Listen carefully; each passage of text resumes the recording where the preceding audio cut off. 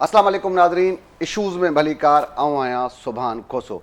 नाज़रीन, लखें जेके नौजवान आहिनि उहे हर साल डॉक्टर थियण जो ख्वाबु खणी MD कैट जेको इम्तिहान आहे उन में वेहंदा आहिनि। माज़ी में केतिरा ई सवाल उभरंदा रहिया, पेपर आउट थियण खां वठी करे मुख़्तलिफ़ इल्ज़ाम लॻंदा रहिया। उनखां पोइ सिंध हुकूमत फ़ैसिलो कयो त हीउ जेको इम्तिहान आहे उहो तमामु साख़ वारो इदारो आहे IBA, उहा ही टेस्ट वठंदी। हिकु जेका गुज़िरियल साल वारी टेस्ट हुई उहा IBA पारां वरिती वई। हाणे 26 अक्टूबर ते हिकु भेरो ॿीहर लखें जेके नौजवान आहिनि, 10 सेंटर आहिनि, उते पंहिंजी क़िस्मत आज़माइण लाइ ईंदा। ऐं छा पॉलिसी आहे हिन भेरे, सेंटर कहिड़े कहिड़े शहरनि में आहिनि, नौजवान कहिड़ी तयारी उन्हनि कई हूंदी, उम्मीदवार केतिरा आहिनि, इहो सॼो अॼु जे हिन प्रोग्राम में ॻाल्हि ॿोल कंदासीं। पहिरें मरहले में इन मामले ते, उनखां पोइ सखर जेका सिंध हाई कोर्ट जी आइनी बेंच आहे उन तमामु हिकु वॾो फ़ैसिलो ॾिनो आहे, उन ते बि जेको ॿियो प्रोग्राम जो हिसो हूंदो उन में ॻाल्हि ॿोल कंदासीं। पहिरें मरहले में IBA समेत हीउ जेको टेस्ट वारो मामिलो आहे इन ते ॻाल्हि ॿोल कबी। डॉक्टर आसिफ़ शेख साहिब आहिनि, वाइस चांसलर आहिनि IBA सखर जा, उहे उन्हनि असांखे स्टूडियो में जॉइन कयो आहे। साईं डॉक्टर साहिबु, तव्हांजी वॾी महिरबानी, तव्हां पंहिंजो क़ीमती वक़्तु ॾिनो। डॉक्टर साहिबु, पहिरियां सभ खां पहिरियां त माज़ी जो थोरो ज़िक्र कयूं, उनखां पोइ अॻिते था हलूं। माज़ी में डॉक्टर साहिबु तमामु वॾा इल्ज़ाम लॻंदा रहिया, ख़ासि तौर ते MD कैट जेका टेस्ट थींदी रही, पेपर आउट थियण खां वेंदे घणा मामलात साम्हूं ईंदा रहिया, ज़्यादती थी नौजवाननि सां। हिन भेरे कहिड़ी पॉलिसी आहे, छा सम्झी सघनि सिंध जा नौजवान त तव्हांजे अचण खां पोइ हाणे हुननि सां ज़्यादती न थींदी? वॾी महिरबानी। सभ खां पहिरियों आउं थोराइतो आहियां तव्हांजो, तव्हां मूंखे मदू कयो। सखर IBA यूनिवर्सिटी ऐं सीबा टेस्टिंग सर्विसिस खे हीअ ज़िम्मेदारी पोएं साल MD कैट जी रीटेक 2024 जे सिलसिले में तारीख़ में पहिरियों दफ़ो ॾिनी वई हुई। अलाह जा लख शुक्रगुज़ार आहियूं असीं सभु त असां उहा जेका असांखे ज़िम्मेदारी ॾिनी वई ख़ुशि इसलूबीअ सां असां पोएं साल मेरिट ऐं शफ़ाफ़ियत जे आला मयार ते करे ॾेखारीसीं। ऐं असां इहो बि साबित कयोसीं त जेकॾहिं नियतूं सचूं आहिनि त काई बि शइ नामुमकिन न आहे।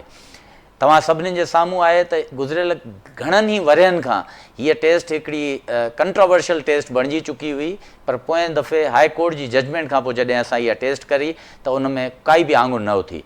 हिन दफ़े सन 2025 जी MD कैट जी टेस्ट जी ज़िम्मेदारी हिकु दफ़ो ॿीहर सखर IBA ऐं सीबा टेस्टिंग सर्विसिस खे ॾिनी वई आहे।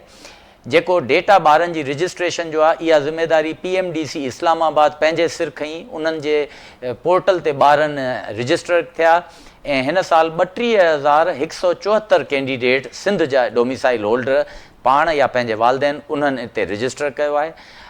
असां हिन दफ़े 10 टोटल सेंटर ठाहिया आहिनि, जंहिंमें कराचीअ में 2 सेंटर, हैदराबाद, जामशोरो, मीरपुर ख़ास, नवाबशाह यानी शहीद बेनज़ीर आबाद, सखर, लाड़काणो, जैकबाद ऐं उनखां अलावा कैपिटल सिटी इस्लामाबाद में बि उहे सिंधी फैमिलीज़ जेके उते सेटल आहिनि उन्हनि जा ॿार, त उन्हनि जे लाइ इस्लामाबाद में बि सेटल असां ठाहियो आहे सेंटर।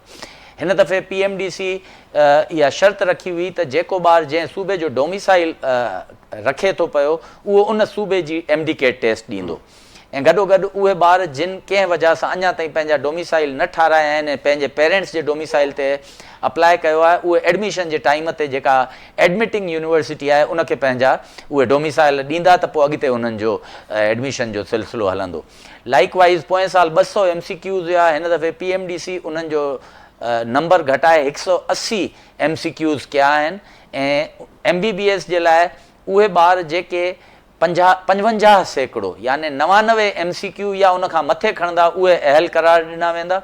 ऐं BDS जे लाइ एडमिशन जे लाइ जेके ॿार आहिनि उन 180 MCQs मां 50% जंहिंजो अंग 90 थिए थो उहे या उनखां मथे उहे BDS जे लाइ उम्मीदवार कामयाब करार ॾिना वेंदा। ठीकु आहे। अच्छा डॉक्टर साहिबु, हीउ ॿुधाइजो त हिन भेरे जेके तव्हां सेंटर ॿुधाए पिया, खोड़ शहरनि में सेंटर आहिनि, केतिरा उम्मीदवार वेहंदा, बंदोबस्तु छा हूंदो, ख़ासि तौर सिक्योरिटी जी माज़ी में मामला थींदा रहिया आहिनि, त सहूलियतुनि जी जेका खोट जूं शिकायतूं बि थींदियूं रहियूं, कहिड़ियूं तयारियूं कयूं आहिनि हिन भेरे IBA? मां तव्हांजे तवसुस सां पंहिंजे सिंध जे उन्हनि तमामु ॿारनि के जेके एस्पायरेंट कैंडिडेट आहिनि MD-CAT 2025 जा ऐं उन्हनि जे पेरेंट्स खे इहो अश्योर करायां थो, इहो बावर करायां थो त असां तमामु बहितरीनु इंतज़ामात कया आहिनि। मां हर डिवीज़न जे कमिश्नर, DIGs, SSPs ऐं डिप्टी कमिश्नर सां पाण ॻाल्हायो आहे। उहे असां सां गॾु आहिनि ऐं ट्रैफ़िक जो निज़ाम, उन खां अलावा सिक्योरिटी जा बंदोबस्त, उन खां अलावा सेक्रेटरी हेल्थ सां राब्ते में आहियूं, DHOs, 1122, फायर ब्रिगेड, एम्बुलेंस, हर तरह जा असां एहतियात कया आहिनि। गॾु में उहे ॿार जेके पेरेंट्स सां गॾु ईंदा उन्हनि जे वेहण जो बंदोबस्तु, उन्हनि जे पाणीअ जो बंदोबस्तु, उन्हनि जे लाइ पखा, कुर्सियूं, इहे तमामु सहूलियतूं बि असां मुहैया कंदासीं। गॾोगॾु ॿारनि खे पाणी, जूस, बिस्किट्स ऐं कैंडी, इहे इन करे जो ॿार ॾाढो कंफ्यूज़ हूंदा आहिनि, सॼी राति जा जाॻियल हूंदा आहिनि। ऐं असां इहो बि ॾिठो आहे माज़ीअ जे तजुर्बनि मां त उहे ॿारनि जो ब्लड प्रेशर बि किरी पवंदो आहे, ॿारनि खे वॉमिटिंग बि थींदी आहे। इहे तमामु इंतज़ामात असां पहिरियों ई करे चुका आहियूं। गॾु में कापी कल्चर खे निंदण जे लाइ असां चकास जेका आहे ॿारनि जी, उहा असां न सिर्फ़ु मेटल डिटेक्टर बल्कि सिग्नल डिटेक्टर्स बि बिफोर द टेस्ट ऐं ड्यूरिंग द टेस्ट बि असां कंदासीं। हिन दफ़े PMDC पंहिंजे पॉलिसी में डोमिसाइल जी शर्त विधी हुई ऐं सिंध गवर्नमेंट जे पॉलिसीअ में उहे ॿार जिन जी उमिरि 18 सालनि खां घटि आहे उन्हनि जे लाइ जुवेनाइल कार्ड मैंडेटरी करार ॾिनो हुयो ऐं उहे ॿार जेके 18 सालनि खां मथे आहिनि उहे शनाख़्ती कार्ड खणी अचनि। गॾोगॾु असां ॿारनि जे सहूलियत जे लाइ नाइकॉप ऐं पासपोर्ट बि उन्हनि खे हिकु ऑप्शन जे तौर ते ॾिनो आहे। उन्हनि सभिनीनि ॿारनि जे लाइ उहो फ़राहम करणु तमामु ज़रूरी आहे, अदरवाइज़ उन्हनि खे अनफॉर्चुनेटली असांखे वेहण जी इजाज़त न ॾियणी पवंदी। इहो सिंध गवर्नमेंट जो फ़ैसिलो हुयो ऐं असां उन्हनि ॿारनि जी बायोमेट्रिक बि कंदासीं त जीअं असुलु उम्मीदवार उन टेस्ट में वेही सघे। ठीकु आहे। अच्छा डॉक्टर साहिबु, माना इहो त तय आहे त तव्हां जेके सख़्तियूं ॿुधायो पिया त कॉपी जो को आसिरो न करे पंहिंजी ॿार तयारी करे अचनि। अच्छा डॉक्टर साहिबु, हिकु ॿीहर थोरो ॿुधाइजो असांजे नाज़रीन खे, जेके ॿार नौजवान उम्मीदवार तव्हांखे हिन प्रोग्राम में ॾिसंदा ॿुधंदा, छा खणी अचनि? ख़ासि तौर ते थोरो जीअं मां पढ़ां पियो, मूंखे बि थोरी दुश्वारी महसूसु थिए पई त पासपोर्ट, शनाख़्ती कार्ड जंहिं थोरो क्लियर कयो त ज़रूरी आहे। महिरबानी। हिकु दफ़ो वरी ॿारनि खे ऐं उन्हनि जे पेरेंट्स खे ॿुधाईंदो हलां त उहे ॿार जेके 18 साल या उन खां वॾी ॼमार रखनि था उहे पाण सां गॾु या त शनाख़्ती कार्ड खणी अचनि ऐं कंहिं वजह सां उन्हनि जो शनाख़्ती कार्ड अगरि ठहियलु न आहे त पोइ पासपोर्ट खणी अचनि ऐं पासपोर्ट बि न आहे ऐं नाइकॉप ठहियलु आहे त उहो नाइकॉप खणी अचनि। टिनिनि मां हिकु शइ लाज़मी खणी अचनि। गॾोगॾु उहे ॿार जिन जी उमिरि 18 साल खां घटि आहे उहे जुवेनाइल कार्ड खणी अचनि ऐं अगरि उहो न आहे त पासपोर्ट ऐं अगरि पासपोर्ट बि न आहे त नाइकॉप। इन्हनि टिनि मां हिकु शइ लाज़िम खणी अचनि। अच्छा डॉक्टर साहिबु, माज़ी में थियो आहे त ॿारनि तरफ़ां जेके उम्मीदवार हूंदा आहिनि उन तरफ़ां शिकायतूं हूंदियूं आहिनि, वक़्त जूं ग़लतियूं हूंदियूं आहिनि, पेपर लीक थियण जा चांसिस बि हुया, माज़ी में सॼा मामला थिया, पर ख़ासि तौर ते टाइम जो जेको मामिलो आहे उन ते बि शिकायतूं थींदियूं रहियूं आहिनि। माज़ी जे सभिनी शयुनि खे नज़र में रखी करे कहिड़ी जेको हिन भेरे तव्हां उन में बहितरी आंदी आहे? ॾिसो, मां तव्हांखे ॿुधाईंदो हलां त इहे 10 ई सेंटर जेके मां तव्हांखे ॿुधाया उते हिक ई वक़्त ते मूंखे इहो पेपर शुरू करिणो आहे ऐं उन्हनि जेके सेंटर आहिनि उन्हनि में ॿारनि जो तइदादु अलॻि अलॻि आहे। ठीकु आहे। असांजूं नियाणियूं धीअरियूं जेके अचनि थियूं अपीयर थियण, उन्हनि वटि हैंडबैग हूंदो आहे। असांखे हर चेकिंग करणी हूंदी आहे, उन्हनि जा बायोमेट्रिक वठणा हूंदा आहिनि। असां रिपोर्टिंग टाइम याने ॿारनि जी एंट्री जेका अंदरि कैनपी में कंदासीं उहो सुबुह जो 6:30 बजे रखी आहे। एडमिट कार्ड 18 अक्टूबर ते ॿारनि खे उन्हनि जे पोर्टल ते STS जे पोर्टल ते ऑलरेडी इशू करे चुका आहियूं। रिपोर्टिंग टाइम उन में आहे। असां इंश्योर कंदा आहियूं त हर सेंटर ते ॿार पंहिंजे कुर्सियुनि ते चकास खां पोइ वेही रहनि ऐं पोइ शुरू कयूं। इन में कुझु टाइम लॻंदो आहे ऐं कोशिशि। डॉक्टर साहिबु, इन जो पेपर जो टाइम केतिरो हूंदो? पेपर जो टाइम 3 कलाक आहे। 180 MCQs जे लाइ 180 मिंट इहो PMDC असांखे डिटरमाइन करे ॾिनो आहे। ऐं इंशाअल्लाह ताला ॿियो तव्हांजो सुवाल इहो हुयो त कापी थींदी रही यानी पेपर लीक थींदा रहिया। मां पोएं साल बि तव्हांजे ई TV चैनल ते ऐं ॿियनि TV चैनल ते अची करे पंहिंजे बचड़नि जेके अपीयर थिया हुया रीटेक 2024 MD-CAT में उन्हनि सां ऐं उन्हनि जे वालदेन सां वचन कयो हुयो ऐं तोड़ ताईं निभायो। अॼु ॿीहर हिकु दफ़ो मां पंहिंजे बचड़नि सां उन्हनि जे पेरेंट्स सां वचन कयां थो, पेपर त लीक कोन थियणु ॾींदुसि। इहो त तव्हां बिल्कुलु आउट ऑफ क्वेश्चन सम्झी छॾियो। न सिर्फ़ु पेपर कोन लीक थियणु ॾींदासीं पर उन सां गॾु जेको बाद में एग्ज़ीक्यूट थींदो उन में बि कापी कोन थींदी ऐं आख़िर में जेको इम्तिहान जो नतीजो थींदो उन जे लाइ मां सिंध HEC खे बि FIA खे बि ऐं हाई कोर्ट जे रजिस्ट्रार खे बि ख़त लिखी छॾिया आहिनि त पंहिंजा नॉमिनेशन्स मोकिलियो, जेके 20 ॾींहं हिन सॼे प्रोसेस में असां सां वेहनि ऐं असांजी चकास बि कनि ऐं इंशा अल्लाह ताला जेको नतीजो ईंदो उहो प्योर मेरिट ते ईंदो। ठीकु आहे, इहा ई असां उमेदु करे सघूं था, छाकाणि त ॿार तयारी कनि था, उमेदु रखनि था, वॾियूं ख़्वाहिशूं रखनि था, ऐं पोइ जॾहिं को ॿार रियल बुनियादनि ते मेरिट जी लताड़ थिए त ज़ाहिर ॻाल्हि आहे उनखे तकलीफ़ बि थींदी आहे। डॉक्टर साहिबु, हीअ तव्हांखे अगरि मौक़ो मिले, तव्हां जेके तयारियूं कयूं ज़ाहिर आहे तमामु बहितर अंदाज़ में तव्हां ॿुधायो पिया, ऐं हीअ जेको तव्हांजो MD कैट जेको आहे सिस्टम आहे, इन में अगरि का तब्दीली करणु चाहियो, तव्हांजे सम्झो था का तब्दीली, त तव्हां छा सम्झो था त कहिड़ी जेका तब्दीली आहे उनजी ज़रूरत आहे, उहा तव्हां नेक्स्ट वरी करे करणु चाहियो? ॾिसो, टेक्नोलॉजी जो दौरु आहे, मुंहिंजे ख़्याल में इहा अॼु न सुभाणे MD कैट जी टेस्ट डिजिटलाइज़ थियणु घुरिजे। ऐं ज़ाहिरी ॻाल्हि आहे डिजिटलाइज़ थियण में खोड़ सारा चैलेंजिस बि आहिनि, छो जो इहा टेस्ट जेका आहे हिकिड़े ई ॾींहं ते सॼे पाकिस्तान में थियणु PMDC लाज़िम कर। मुंहिंजे ख़्याल में PMDC वारनि खे इन फ़ैसिले ते नज़रसानी करणी पवंदी। उनजो रीज़न इहो आहे त जेकॾहिं सिंध जी ॻाल्हि कयां त असांजे सिंध जे शहरनि में बिजलीअ जो बहिरान आहे ऐं टेस्ट जे दौरान जेकॾहिं कंप्यूटराइज़ टेस्ट थी, जेका मुंहिंजी ख़्वाहिश आहे थियणु घुरिजे ईंदड़ सालनि में, ऐं बिजली हली थी वञे ऐं इवन UPS बि लॻल आहिनि त भई 1 सेकेंड जो झटको बि अची थो वञे त उहो ॿारनि जो सॼो, तो इन्हनि चैलेंजिस खे मुंहुं ॾेई करे अगरि असां कंहिं तरीक़े सां हिनखे डिजिटलाइज़ करे सघूं त इहो हिकु तमामु बहितरी वारो ॻाल्हि थींदी। ठीकु आहे डॉक्टर साहिबु, MD कैट जे निज़ाम में का अञा वधीक सुधारण लाइ को कम बि थिए पियो? नाज़रीन असांजा जेके तव्हांखे ॾिसनि पिया, सिंध जा माण्हू का उमेदु कनि अञा इनखे वधीक बहितर करण जे लाइ को प्रोजेक्ट हले पियो तव्हांजो? मुंहिंजे ख़्याल में इहो डिजिटाइज़ेशन ते इहो PMDC जो असुलु फ़ैसिलो आहे, इहा PMDC जी कमीशन आहे, उहा फ़ैसिला कंदी आहे। ऐं मूंखे जेसि ताईं ख़बर उन्हनि ॿुधाई हुई त उहे इन खे डिजिटलाइज़ करण ते सोच वीचार करे रहिया आहिनि। ठीकु आहे। अच्छा डॉक्टर साहिबु, कुझु माण्हुनि जो ख़्यालु आहे त हीअ जेका टेस्ट आहे ख़ासि तौर ते हिनखे रटो जी पाण चवंदा आहियूं उहो आहे, त अञा चवनि था हिनखे अञा वधीक ॿिए अंदाज़ में बहितर करण जी ज़रूरत आहे। तव्हांजो तजुर्बो वधीक आहे, तव्हां शयुनि खे वधीक वेझड़ाई सां ॾिसो था, छा इहा राय माण्हू जी ठीकु आहे त बाक़ी कोई इहो घणा शागिर्द रटो हणी करे पंहिंजो कमु कढी था वञनि? न, मुंहिंजे ख़्याल में ईअं न आहे। रीज़न बिहाइंड के हिननि 180 MCQs जो जेको डिस्ट्रीब्यूशन आहे उहो ॾाढो बैलेंस्ड आहे। अगरि मां बायोलॉजी खां शुरू कयां त बायोलॉजी जा 45% क्वेश्चन्स हूंदा, केमिस्ट्री जा 25%, फिज़िक्स जा 20% ऐं इंग्लिश ऐं लॉजिकल रीज़निंग जा 5% क्वेश्चन्स हूंदा। त इहो हिकिड़ो इंटरनेशनल लेवल ते जेके एंट्री टेस्ट आहिनि उन्हनि में बि उन्हनि रिलेटेड सब्जेक्ट्स मां जेके ॿार फर्स्ट ईयर इंटर में पढ़ी अचनि था प्री मेडिकल में, उन्हनि ॿारनि खे जांच करणी आहे त ॿार जो कॉन्सेप्ट केतिरो क्लियर आहे।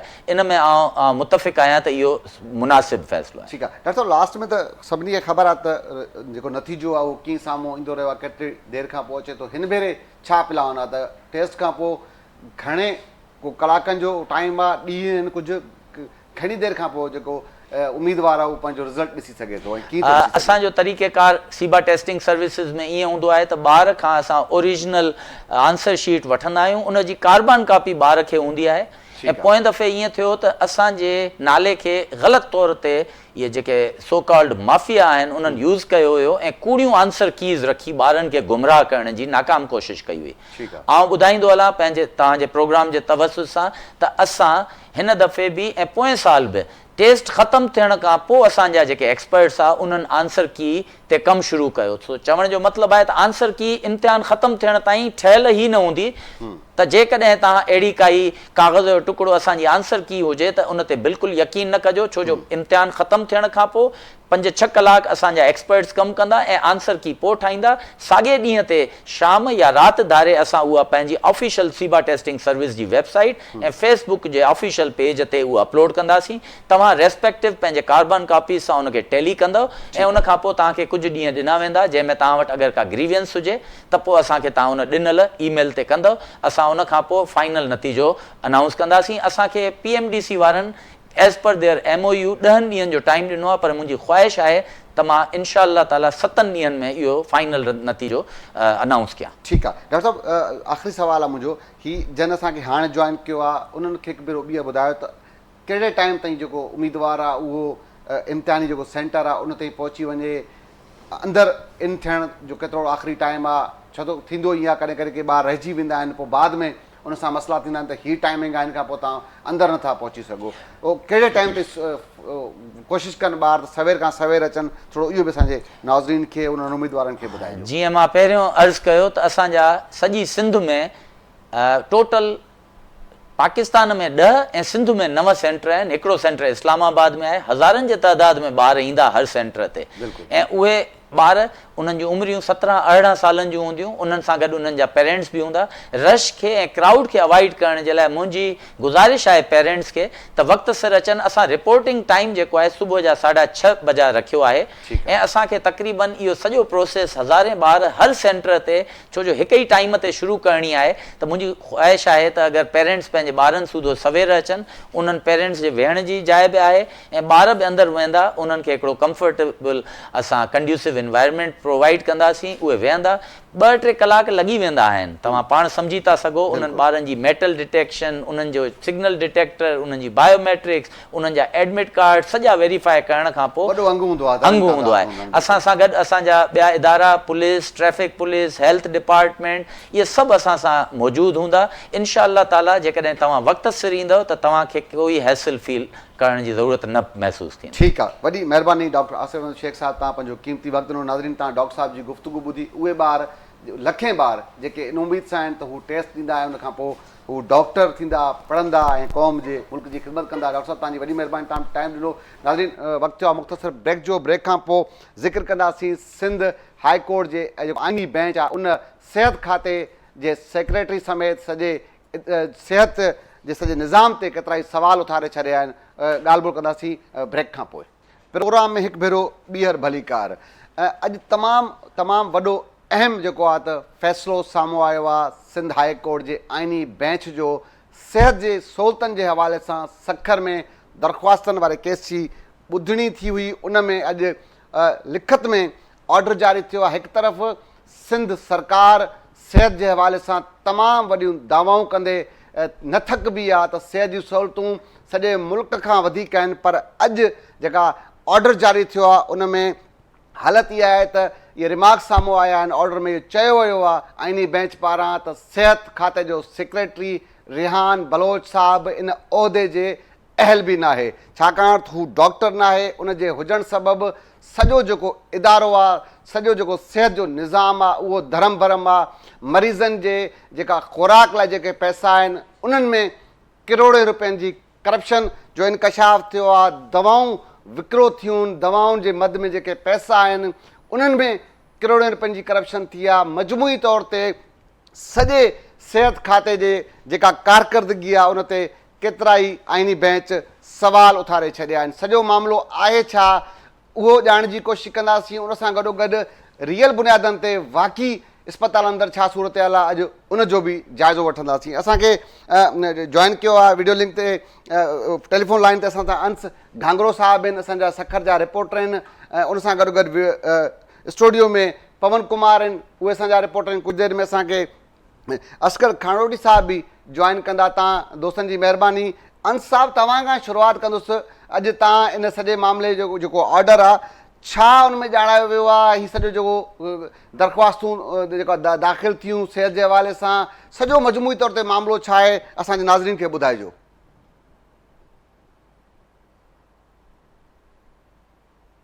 अंस साहिबु, मुंहिंजो आवाज़ु अचे पियो? अंस साहिबु, तव्हां मूंखे ॿुधी सघो पिया? ठीकु आहे, कोशिशि कयूं था त अंस साहिब सां असांजो राब्तो बहाल थिए। सभ खां पहिरियां त छा ऑर्डर में चयो वियो आहे? मजमूई तौर ते त जेके चिदा जेके ॻाल्हियूं हुयूं उहे त मां पंहिंजे इंट्रो में ॿुधाए चुका आहियां, पर तफ़सील असांजा जेके साथी आहिनि अंस गांगरो साहिब जन सॼो इहो मामिलो कवर कयो आहे, उन्हनि जी ख़बर आई आहे, त उन्हनि खां ॼाणण जी कोशिशि कंदा। पवन, मां तव्हां ॾे अचां थो जेसीं ताईं अंस सां मुंहिंजो राब्तो बहाल थिए। अॼु सिहत जूं, जीअं मां पंहिंजे इंट्रो में चयो, तमामु वॾी दावाऊं सिंध हुकूमत जूं, सिंध सरकार जूं। ॿिए तरफ़ अॼु आईनी बेंच जेके सवाल उथारिया आहिनि, ख़ासि तौर ते सेक्रेटरी हेल्थ रिहान बलोच जी मुक़ररी, उन सां गॾु दवाऊं, उन सां गॾु जेके मरीज़नि जी जेके ख़ुराक जा पैसा, उन्हनि में करप्शन, केतिरा ई सवाल उथारे छॾिया आहिनि। तव्हां कराची जे अस्पतालनि खे कवर कयो था, छा सूरत हाल आहे, छा ॾिसो पिया त हेॾे दावाऊं, ॿिए तरफ़ ही करप्शन जा इल्ज़ाम, मौजूदा ग्राउंड ते अगरि ॻाल्हि कयूं छा सूरत हाल आहे?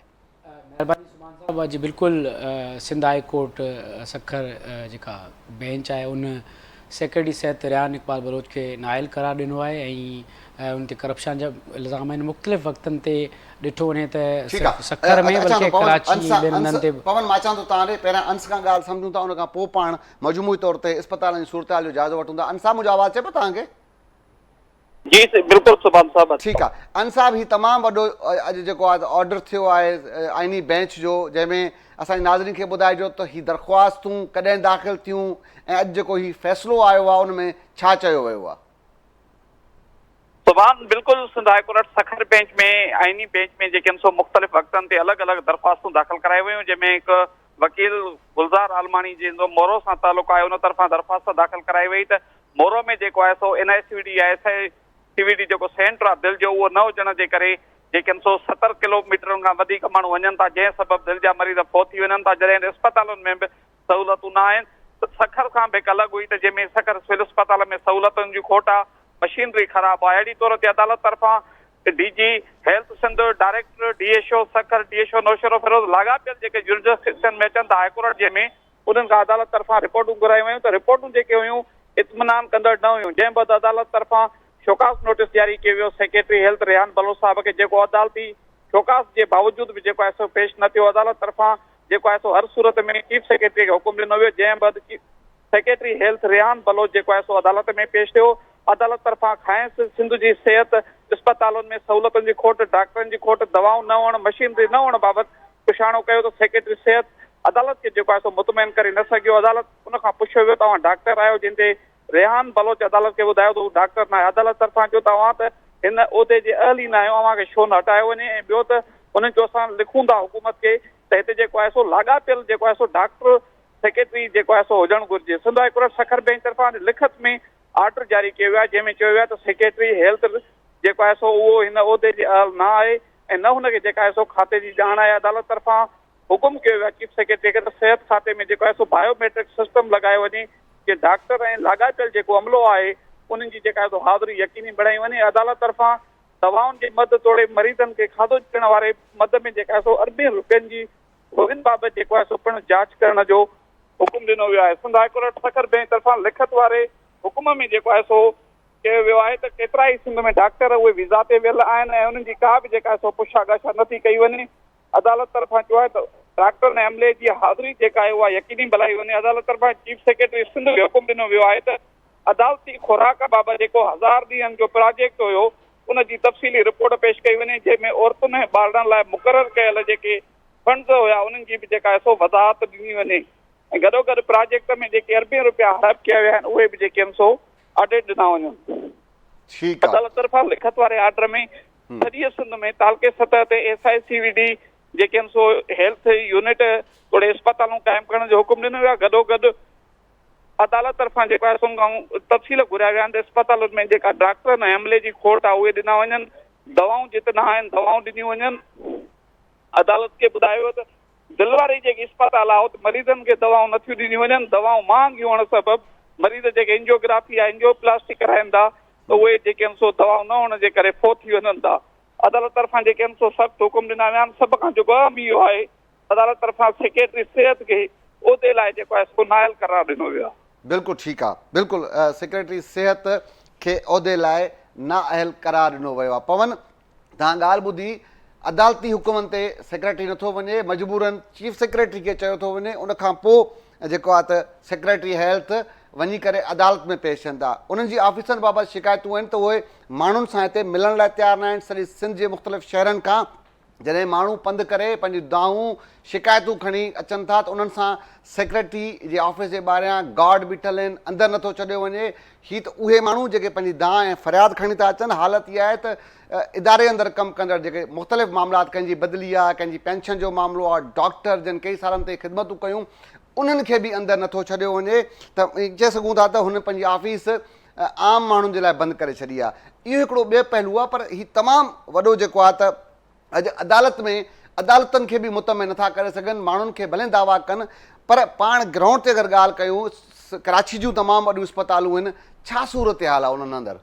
सुभाणे साईं बिल्कुलु जहिड़ी रीति तव्हां चयो त उनजी जेका ऑफिस आहे सेक्रेटरी सिहत रियान इकबाल बलोच जी, उनजे ऑफिस जे ॿाहिरियां तव्हां ॾिसो त सिक्योरिटी गार्ड 2 टे बीठल आहिनि। तव्हां मजमूई तौर ते मुख़्तलिफ़ जेके खातनि जा सूबाई खातनि जा जेके सेक्रेटरी आहिनि उन्हनि जी कंहिं बि ऑफिस में कंहिं बि क़िस्म जो तव्हांखे सिक्योरिटी गार्ड कोन मिलंदो, उते तव्हांखे वञण खां मिलण खां रोकियो वेंदो। ॾिसो सॼी सिंध मां डॉक्टर अचनि था, लेडीज़ डॉक्टर आहिनि, मेल डॉक्टर आहिनि, फीमेल डॉक्टर ॿई अचनि थियूं। न सिर्फ़ु कराची जा डॉक्टर आहिनि बल्कि तव्हांखे मां हिकु हिकु शहर हिकु हिकु तालुके जो मिसाल ॾेई सघां थो। सुबुह खां वठी शाम ताईं उहे इंतज़ारु कंदा था रहनि। जहिड़ी रीति थरपारकर आहे, मिठी आहे, उमरकोट आहे, मीरपुर ख़ासि आहे, सखर आहे, लाड़काणो आहे, कशमोर आहे, कंदकोट आहे, उन समेत केतिरनि ई डिस्ट्रिक्ट ऐं डिवीज़न मां डॉक्टर मेल ऐं जेके फीमेल डॉक्टर उहे अचनि था। सुबुह खां वठी शाम ताईं इंतज़ारु कनि था, डॉक्टर उन्हनि खां मिलण लाइ तयारु कोन, सेक्रेटरी साहब मिलण लाइ तयारु कोन, उन्हनि जा कमु नथा थियनि। मजबूरनि उहे पंहिंजे मिटनि माइटनि वटि राति गुज़ारनि था, रहनि था। उनखां अलावा उन्हनि खे एसओ जेके आहिनि उहे पंहिंजो कम लाइ जेके आहिनि लवाईंदा रहंदा आहिनि, चवंदा असां पंहिंजी जेका तव्हांजी समरी आहे उहा सेक्रेटरी साहब जी टेबल ते ॾिनी आहे, असां पहुचाए छॾी आहे। कंहिं बि क़िस्म जो को बि कमु ग्राउंड ते नज़र नथो अचे। ॿियो मां तव्हांखे ॿुधायां जेका वेडलॉक पॉलिसी आहे उन ते अमल नथो थिए, इहो हिकिड़ो वॾो इशू आहे। अचूं था पाणनि ते बि, इहो त तव्हां हितां कंटिन्यू कजो। ही जेके ॿुधाइनि था शिकायतूं अचनि थियूं सिर्फ़ु सेक्रेटरी हेल्थ वारे सॼे पोर्शन में सभिनी जेको एसओज़ आहिनि उन्हनि जे ॿाहिरां बि गार्ड बीठल आहिनि। अक्सर वक़्तनि ते इहो शिकायत हूंदी आहे त फलाणो साहब कोन्हे, उतां ई माण्हुनि खे वापसि कयो वेंदो आहे। बिल्कुलु ईअं ई आहे। मिसाली ॻाल्हि जेकॾहिं को सेक्शन ऑफिसर खां को माण्हू मिलण थो चाहे उहो बि नथो मिली सघे, उन लाइ बि ॾाढी मुश्किलात थिए थी उन्हनि खे। उन सां गॾोगॾु मां तव्हांखे ॿुधायां केतिरनि ई डॉक्टरनि जूं जेके समरियूं आहिनि उहे अॼु खां कुझु अरसो अॻु में हिकिड़े मूंखे ऑफिशियल उतां जे कंहिं डिपार्टमेंट जे माण्हू ॿुधायो तक़रीबन 250 खां 300 फाइलूं जेके आहिनि डॉक्टरनि जूं केतिरनि ई महीननि खां टेबल ते पियल आहिनि। सेक्रेटरी साहब उन्हनि खे अॻिते करण लाइ तयारु न आहे। को बि कमुकार आहे, मिसाली ॻाल्हि डॉक्टर पंहिंजी ट्रांसफ़र थो करे, पोस्टिंग थो कराए किथे, उहा ॾाढी मुश्किल बणिजी वई आहे, तमामु घणो मुश्किल आहे। तव्हां वेंदो त डॉक्टर ॾाढा अज़ाब में नज़र ईंदा, उहे दुआऊं कंदे त असांजो को अहिड़ो को माण्हू असांखे मिले जेको असांजी ट्रांसफ़र करे। पर तव्हांखे उन सां गॾोगॾु उते एजेंट बि मिलंदा जेके तव्हांखे पैसा वठंदा तव्हांखां, उहो तव्हांखे ट्रांसफ़र कराए ॾींदा। जेकॾहिं तव्हांखे मोकल खपे त मोकल लाइ बि माण्हू हिकिड़ा मुक़ररु थियल आहिनि। ज़रिए जो इहो चवणु आहे त सेक्रेटरी साहब ऐं हिकिड़ा सिस्टम अहिड़ो आहे जंहिंजा माण्हू हिते मुक़ररु थियल उहे पैसा वठनि था ऐं उहे तव्हांजूं मोकलूं आहिनि उहे ट्रांसफ़र आहिनि उहे कराए ॾियनि था। मजमूई तौर ते जेके डॉक्टर आहिनि उहे ॾाढो सफ़र कनि था, उन्हनि जी ट्रांसफ़र आहे, उनजी पोस्टिंग आहे, नथी थिए। उहे वॾा वॾा सोर्स जेके आहिनि हणाइनि था, उनखां पोइ उन्हनि जूं मुक़ररियूं थियनि थियूं। इवन तव्हांखे ॿुधायां ऑफ दी मतिलबु बल्कि ऑन दी रिकॉर्ड मां तव्हांखे ॿुधायां हिन वक़्तु बि कंहिं खाते जो सेक्रेटरी आहे, मज़बूत कंहिं खाते जो सेक्रेटरी आहे, उनजी धीउ जी जेका ट्रांसफ़र आहे उहा बि न थी सघी आहे। तव्हां अंदाज़ो लॻायो त जेको सिहत खाते में कहिड़ी हालत हूंदी। जेके एसओ आहिनि उहे बि जेके सेक्रेटरी जे रवैये सबबु केतिरनि मुख़्तलिफ़ जेके सेक्शन आहिनि उनजा जेके एसओ आहिनि हेल्थ खाते जा उहे बदिली कराए ॿियनि खातनि में विया आहिनि। को एग्रीकल्चर डिपार्टमेंट वियो आहे, को होम में वियो आहे, को एजुकेशन में वियो आहे, छाकाणि त सेक्रेटरी जे रवैये जे करे को बि ट्रांसफ़र का पोस्टिंग न पई थिए। जीअं मूं तव्हांखे पहिरीं ॿुधायो वेडलॉक पॉलिसी आहे। वेडलॉक पॉलिसी ईअं आहे त मिसाल जी ॻाल्हि कंहिंजी घरवारी या कंहिंजो घरवारो उहो कराची में कमु पियो करे, उनजा ॿार कराची में पढ़नि पिया त हू थरपार कराए। जेकॾहिं हू पंहिंजी ट्रांसफ़र कराची या हैदराबाद कराइण थो चाहे त इहो मुमकिन ई न आहे त थी सघे। आया उनजो जेसि ताईं को वॾो सोर्स न आहे। तव्हां ॿुधायो एॾी वॾी हालत ख़राबु आहे। पंचायत ऑफिसूं न वेहण वारो, पर अगरि सिहत अस्पतालनि जो हीउ जेको हीउ तमामु वॾा सवाल आहिनि। खुराक जी मद में अरबे रुपयनि जी करप्शन, छा मरीज़नि खे वाक़ई खुराक ॾियनि था जेके मानी ॾियणु घुरिजे, उन सां गॾु दवाउनि जी मद में जेके मामलात आहिनि, इहे तमामु वॾा सवाल आहिनि। मजमूई तौर ते ग्राउंड ते छा सूरत आहे? वाक़ई इहे मामलात पंचायत आहिनि, माण्हू खे दवाऊं नथियूं मिलनि। ॾिसो इस्पतालनि में तव्हां वेंदो जना में त इस्पतालनि में मुख़्तलिफ़ जेके दवाऊं आहिनि, मामूली क़िस्म जूं गैर मामूली दवाऊं आहिनि, उहे तव्हांखे मिलण लाइ तयारु न आहिनि। ख़ासि करे जेका वॾी इस्पताल आहे, जना इस्पताल आहे, NICH इस्पताल आहे, जॾहिं इंतिज़ामिया सां असीं ॻाल्हायूं था, जना इस्पताल जी खिलफ़ पाण जेकॾहिं वठंदासीं त हुते तक़रीबन 25 खां 30 अरब रुपया उतां जी बजट आहे सालियाना। पर उते हालत अहिड़ी आहे दवाऊं कोन्हनि। ईअं तव्हां सिविल हॉस्पिटल में वञो त साॻी सूरत हाल आहे। ॿियूं जेके इस्पतालूं आहिनि, लियारी आहे, ॿियूं प्रेटाबाद जी जेकी इस्पताल आहे, बल्कि ॿियूं जेके इलाइक़नि जूं इस्पतालूं उते बि दवाऊं कोन्हनि, उते बि मरीज़ ॾाढो असांखे परेशान नज़र ईंदा आहिनि। ख़ासि करे जेके नंढियूं नंढियूं जेके टेस्टूं आहिनि उहे बि उते मुयसरु न आहिनि। मरीज़ असांखे ॾाढो दरबज़र नज़र ईंदे परेशान नज़र ईंदे। अॼु तव्हांखे मां ताज़ो ई ॿुधायां त सिंध जे जेको सरकारी अस्पताल उन दवाऊं जेके आहिनि मुकमल तौर ते उन्हनि जी खोट आहे। ख़ासि करे सिहत खाते जेको आहे सभिनी अस्पताल में जेको दवाउनि जी जेका ख़रीदारी आहे उहा बंदि करे छॾी आहे, छाकाणि त सिंध जे सरकारी अस्पताल लाइ 20 अरब रुपयनि खां वधीक जी दवाउनि जो जेको ख़रीदारी जो अमल आहे उहो रोके छॾियो आहे। तव्हां हाणे मिसाल लॻायो 20 अरब रुपयनि जी जेका ख़रीदारी आहे उहा बंदि करे छॾी आहे, छाकाणि त उहे पैसा जेके आहिनि करप्शन जे नज़र थी विया। जेके ख़रीद करणियूं हुयूं हाणे इहा एडिशनल बजट आहे जंहिंमें दवाऊं ख़रीद करणियूं हुयूं उन्हनि खे, पर उन्हनि हाणे ख़रीदारी बंदि करे छॾी आहे, छाकाणि त तव्हां ॿुधायो त मरीज़ जेको आहे वॾो सफ़र कंदा, मरीज़नि खे दवाऊं कोन मिलंदियूं, छाकाणि त ऑलरेडी उन्हनि खे दवाऊं कोन मिलंदियूं। पर हाणे जेके नए सिर ख़रीद करणियूं हुयूं उहे बि ख़रीद न करणियूं पवंदियूं।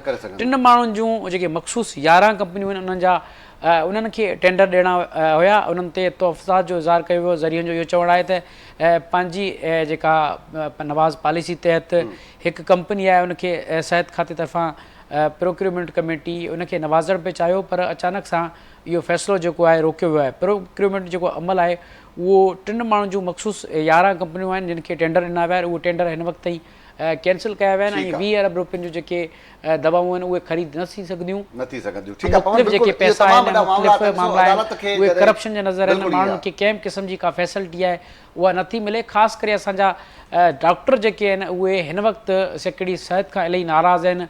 असां ॿुधूं था वञूं था उते त उहे पाण असांखे शिकायत कनि था त असां हिते महीननि जा महीना सालनि जा साल रुलूं था, कंहिं क़िस्म जो को कमु नथो थिए ऐं इवन उहे दवाऊं कंदा आहिनि सेक्रेटरी सिहत करे थो बदिली थी। इन क़िस्म जा माण्हू असांखे मिलंदे नज़र अचनि था। कॾहिं बदिली केरु थींदो उहो ॿियो मामिलो आहे, असां तव्हां त नथा करे सघूं। पर हालत इहा आहे त जेका सिहत खाते जी सूबाई वज़ीर साहिबा आहिनि अज़रा पेचू साहिबा, लॻंदो आहे त उनजी नीयत ठीकु आहे, महिनत कंदे बि नज़र अचे थी। पर हीअ सेक्रेटरी शायदि उन्हनि जे इन हुजण जो फ़ाइदो पियो वठे ऐं माण्हुनि खे जे अंदाज़ में ट्रीट पियो करे। हालत इहा आहे त अदालतनि जे नोटिसनि ते न वञणु, रुॻो शिकायतनि जा भरमार आहिनि, करप्शन, दवाऊं, मरीज़नि जी खुराक, इन समेत तमामु अहम मामलात आहिनि। ऐं असांखे जेको आहे टेलीफोन लाइन ते जॉइन कयो आहे हैदराबाद जा रिपोर्टर आहिनि असांजा असगर खानोटी साहिबु, उन्हनि असांखे जॉइन कयो आहे। असगर साहिबु तव्हांजी महिरबानी।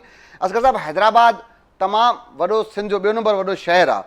हीअ आइनी बेंच तमामु वॾा सवाल उथारे छॾिया आहिनि त सेक्रेटरी पंहिंजे उहिदे जे आयल न आहे। हीअ सॼी सिंध में जेको सिहत जो जेको निज़ाम आहे उहो धरम भरम आहे। हैदराबाद अस्पतालनि जी छा सूरत हाल आहे साईं? सुभान, बिल्कुलु तव्हां तमामु इम्पोर्टेंट इशू ते अॼु डिस्कस करण जो मौक़ो ॾिनो आहे। जीअं त सिंध जो 2 नंबर वॾो शहर हैदराबाद आहे ऐं हैदराबाद जे हेल्थ फैसिलिटीज़ जी जेका सरकारी अस्पतालूं में उन्हनि जी जेका सूरत हाल आहे उहा इंतिहाई अफ़सोसनाक सूरत हाल आहे। ऐं उन्हनि में जेके सिहत जूं सहूलियतूं आहिनि उन्हनि जे हवाले सां गुज़िरियल केतिरनि ई ॾींहंनि खां वठी करप्शन ऐं बदनून जूं ॻाल्हियूं पिण रिपोर्ट थींदियूं रहियूं आहिनि। पर सिहत खाते उन हवाले सां के बि उन्हनि जे ख़िलाफ़ कार्रवायूं अञा ताईं न कयूं आहिनि। हैदराबाद जी जेका सिविल अस्पताल आहे उहा वॾे में वॾी हेल्थ फैसिलिटीज़ आहे हैदराबाद डिवीज़न जे शहरनि जे लाइ, जंहिंमें तक़रीबन रोज़ानो 19 खां 20,000 जी OPD रजिस्टर्ड थिए थी, जंहिंमें सॼी डिवीज़न जा इलाइक़नि जे मुख़्तलिफ़ इलाइक़नि मां पेशेंट अचनि था। उनजी सूरत हाल इहा आहे त उते जूं जेके एक्सरे, CT स्कैन ऐं अल्ट्रासाउंड जूं जेके मशीनरी जी जेका ख़रीदारी कई वई हुई उहा अहिड़ी त नाक़िस ख़रीदारी कई वई जो उन्हनि मां एक्सरे जूं ऐं CT स्कैन जूं मशीनूं जेके हिन वक़्तु मुकमिल तौर ते आउट ऑफ ऑर्डर आहिनि। ऐं जीअं त उहे जेके मशीनूं ख़रीद कयूं वयूं त उन्हनि मां जेके वेंडर खां सां जेको मुआइदो कयो वियो त उन्हनि जो जेको उन्हनि खे ठीकु करण जो जेको टाइम पीरियड हो उहो ईअं ई ख़तमु थियो त उन खां पोइ उहे मशीनूं आउट ऑफ ऑर्डर थी वयूं। ऐं केतिरे ई वक़्त खां वठी CT स्कैन जूं जेके MRI जूं जेके मशीनूं हुयूं उहे सिर्फ़ु हिकु कमु कंदी हुई। जेके ॿियूं मशीनूं हुयूं उन जूं इज़ाफ़ी वरितियूं वयूं उहे ख़राब पियल आहिनि। त उन हवाले सां रोज़ जे बुनियादनि ते उन्हनि जूं शिकायतूं अचनि थियूं। ऐं जीअं त मूं तव्हांखे ॿुधायो त सिविल अस्पताल में तमामु घणो वॾो बर्डन हूंदो आहे। तक़रीबन 9 ज़िलनि जा पेशेंट उते अचनि था रोज़ानो जे बुनियाद ते। ऐं ICU जी जेका सूरत हाल आहे उन में ICU जे सूरत हाल इहा आहे जो उते 21 खां 22 मरीज़नि खे रखण जी गुंजाइश आहे। तव्हां कॾहिं जो जेकॾहिं कॾहिं मौक़ो थिए हैदराबाद जे सिविल अस्पताल में अचण जो त त ICU में ज़ाहिर हिक ई टाइम ते 21 खां 22 मरीज़नि खे रखी सघिजे थो। जेकॾहिं 23 मरीज़ आयो त उनखे तव्हां तड़पंदे ॾिसंदा उनखे तव्हां फोत थींदे ॾिसंदा उनखे उते जॻह न मिलंदी। त इहा सूरत हाल आहे। ऐं जेकॾहिं सिविल अस्पताल इंतिज़ामिया सां इन जी शिकायत कजे थी त सिविल अस्पताल इंतिज़ामिया जो चवणो हूंदो आहे त ज़िलई जेके हेडक्वार्टर जूं अस्पतालूं आहिनि उन्हनि जा जेके ICU आहिनि उहे गैर उते इवन बजट बि एलोकेटेड थियल आहे, पर उहे उन्हनि में उते अमलो बि मौजूदु आहे, पर उहे उते जा जेके ICU आहिनि ज़िलई हेडक्वार्टरनि जे अस्पतालुनि जा उहे गैर फ़ाल आहिनि, जंहिंजे करे नतीजे में समूरा मरीज़ हिते हैदराबाद जे सिविल अस्पताल में रेफर थियनि था। त इहा तमामु घणी हिकिड़ी मतिलबु दर्दनाक सूरत हाल हूंदी आहे। जेकॾहिं हिकिड़ो पेशेंट तव्हांजो ICU जी हुनखे नीड आहे, पर ICU जो बेड न हुजण जे करे उहो मरीज़ ॿाहिरि अस्पताल खां तड़पंदो रहंदो आहे ऐं उनजा जेके पेरेंट्स हूंदा आहिनि, उनजा जेके वारस हूंदा आहिनि, उहे बेवस बनियल हूंदा आहिनि, उहे कुझु करे न सघंदा आहिनि त उनखे ICU में बेड नथो मिले। त इहा सूरत हाल आहे त जेके बि हैदराबाद डिवीज़न जूं जेके डिस्ट्रिक्ट हेडक्वार्टर जूं अस्पतालूं आहिनि उन्हनि में जेका मुंहिंजी मालूमात आहे त हर डिस्ट्रिक्ट हेडक्वार्टर में 8 खां 10 जेके आहिनि ICU जा बेड हुजणु घुरिजनि। ऐं मुंहिंजे जेके रिपोर्ट थियनि थियूं या ख़ुदि जेके सिहत खाते जा ज़रिया ॿुधाइनि था त उन्हनि जी बजट बि उन्हनि डिस्ट्रिक्ट हेडक्वार्टर जे अस्पतालुनि खे एलोकेटेड थियल आहे, उन्हनि जा मुलाज़िम बि रखियल आहिनि, पर उते उहे ICU डिस्ट्रिक्ट हेडक्वार्टर जे अस्पतालुनि में गैर फ़ाल बनियल आहिनि, जंहिंजे करे उतां जा जेके बि अहिड़ा ॻणतीअ जोगे हालत जा मरीज़ हूंदा आहिनि उहे हैदराबाद या कराची रेफर कया वेंदा आहिनि। त इन सॼी सूरत हाल मां तव्हां सिंध जे हेल्थ जे फैसिलिटियुनि जो जाइज़ो लॻाए सघो था ऐं उनजो अंदाज़ो लॻाए सघो था त कहिड़ी सूरत हाल में सिंध जी सिहत जूं सूरत हाल आहे। ऐं जॾहिं त प्राइवेट में वरी ICU जी एॾी फैसिलिटी एॾी कास्टली हूंदी आहे, जो हैदराबाद में हिकु ॿ अस्पताल प्राइवेट आहे जंहिंमें ICU जी फैसिलिटी आहे, उहा एॾी कास्टली हूंदी आहे जो ग़रीब माण्हू उनखे अफोर्ड नथो करे सघे। त उन खां सवाइ जेके तहलका अस्पतालूं आहिनि हैदराबाद जूं आहिनि या हैदराबाद जे डिवीज़न में जेके ॿिया ज़िला अचनि था, त उते ख़ासि तौर ते जेके स्पेशलिस्ट डॉक्टरनि जी खोट आहे ऐं उहे स्पेशलिस्ट डॉक्टर ॿारनि जो स्पेशलिस्ट डॉक्टर हुजे या मुख़्तलिफ़ बीमारियुनि जा जेके स्पेशलिस्ट डॉक्टर आहिनि उन्हनि जूं वैकेंसी ख़ाली आहिनि ऐं उन्हनि वैकेंसियुनि ते उते भर पासे या जेके हैदराबाद डिवीज़न जा जेके ॿाहिराईअ वारा इलाइक़नि जूं अस्पतालूं आहिनि उते वञण जे लाइ उहे डॉक्टर तयारु न आहिनि। ऐं हेल्थ सेक्रेटरीअ जी कारकर्दगीअ जो इन सॼी सूरत हाल मां तव्हां अंदाज़ा लॻाए सघो था त उनजे अहलियत जो त उन्हनि अस्पतालुनि में स्पेशलिस्ट डॉक्टर जूं सीटूं त आहिनि, पर उहे एतिरा 62 स्पेशलिस्ट डॉक्टर आहिनि जो सेक्रेटरी हेल्थ उन्हनि खे उते मुक़ररु नथो करे सघे। ऐं जेतोणीकि जेकॾहिं उन्हनि डिवीज़नल जूं जेके ॿिया ज़िला आहिनि उन्हनि जे तहलका अस्पतालुनि में या डिस्ट्रिक्ट अस्पतालुनि में ही कुझु सूरत हाल बहितर हुजे त जेके वॾनि शहरनि जूं अस्पतालूं आहिनि त उन्हनि ते यकीनन उनजो बर्डन घटि थींदो। पर हेल्थ सेक्रेटरी सिर्फ़ु पंहिंजे ऑफिस ताईं महदूद आहे ऐं उनजी कारकर्दगी हाई कोर्ट जे उन ॿुधणीअ दौरान सॼी सिंध जे साम्हूं। ठीकु आहे, वॾी महिरबानी असगर खानोटी साहब, तव्हां टाइम ॾिनो। अंस गांगुरो साहब तव्हांजी महिरबानी, पवन कुमार साहब तव्हांजी महिरबानी। प्रोग्राम जो वक़्तु आहे उहो पंहिंजी पुॼाणी ते पहुचे पियो। नाज़रीन, तव्हां असांजे महिमाननि जी दोस्तनि जी गुफ़्तगू ॿुधी आहे, उनजो चवणु आहे त सॼे सिंध जी ख़ासि तौरु जेके ज़िले हेडक्वार्टर जी अस्पतालूं आहिनि उन्हनि अंदरि त सहूलियत नाले का शइ न आहे, पोइ नाले मात्र थोरो घणो जेको वॾनि अस्पतालनि अंदरि सहूलियतूं आहिनि उते माण्हुनि जो जॾहिं बर्डन वधे थो त तंहिंजे सबबु अक्सर माण्हुनि खे जेको ICU जी नीड हूंदी आहे उन्हनि खे प्राइवेट अस्पतालनि ॾांहुं मुंतक़िल करण जी सलाह ॾिनी वेंदी आहे, पर ग़रीब माण्हू हुजण सबबु उन्हनि जा जेके मरीज़ हूंदा आहिनि उहे उते तड़पी मरनि था। ऐं हीअ जेके अमलदार आहिनि ऐं हीअ जेका सरकार आहे सिर्फ़ु उहा दावाउनि जे हद ताईं महदूद आहे। अॼु हिन प्रोग्राम जी सुभाणे कंहिं ॿिए इशू कंहिं ॿिए मां मुलाक़ात थींदी। तेसीं ताईं अला भाई।